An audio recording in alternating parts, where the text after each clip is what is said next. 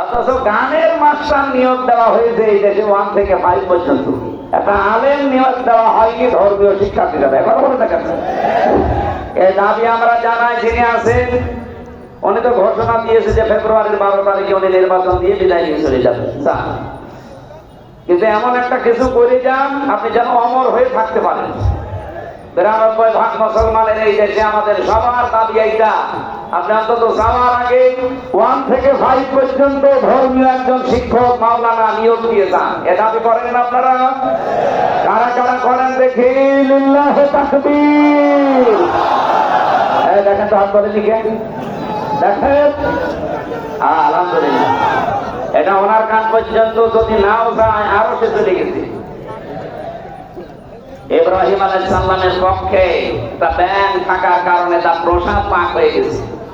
আমরা কোরআনের পক্ষে আছি আজকে যে হাত তুললাম কিয়ামতের দিন এটা যেন নাজাতের কারণ হয়। সম্মানিত উপস্থিতি, ওনাকে আহ্বান জানাচ্ছি। দ্বিতীয় নম্বরে যেটা আমরা করতে চাই, আমাদের অন্তত মনে আছে আমরা 58 জন আলেম এই বাংলাদেশে জামাত ইসলামী থেকে নমিনেশন পেয়েছি। 58 জন, বাকি অন্যান্য সাইটের আছে। তার ভেতরে আমরা এখানে 2 জন আছি। ওনারা আছে অধ্যাপক হিসাবে যে কয়েকজন, তাদের ভেতরে আপনি বলেন এই 58 জন আলেম অন্তত যদি এবার কোরআন বুকে নিয়ে যেতে পারে, প্রশাসনে যারা আছেন তাদেরকে অভয় বানিয়ে দিতে পারি যে বৈষম্যের শিকার আপনারা যে বাম হাতের ইনকাম করে এটা শুধু আপনাদের দোষ না।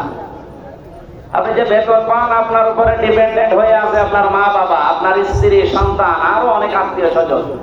অনেকেই মনে করে যে প্রশাসনে যারা আছে এদের তো উল্টাপাল্টা ইনকাম আছে, সুতরাং বিভিন্ন চাহিদা তাদের উপরে থাকে। তাদের বেতনে যখন আর কোলায় না তখন তারা এদিক ওদিক টান দেয়। আমি কি বেশি বললাম?